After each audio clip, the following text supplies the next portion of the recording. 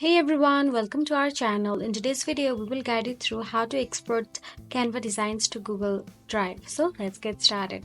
Firstly, go to the Canva website, canva.com, and log into your Canva account. Then simply create or select your design. Now all you have to do is make sure your design is complete and ready for export. Edit and finalize any elements if needed. Now, once your design is ready, you'll have to tap on the apps option available from the left sidebar and search for the Google Drive. And tap on the Google Drive.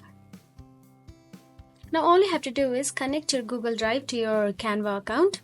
Simply continue with the instructions provided on your screen in order to connect it.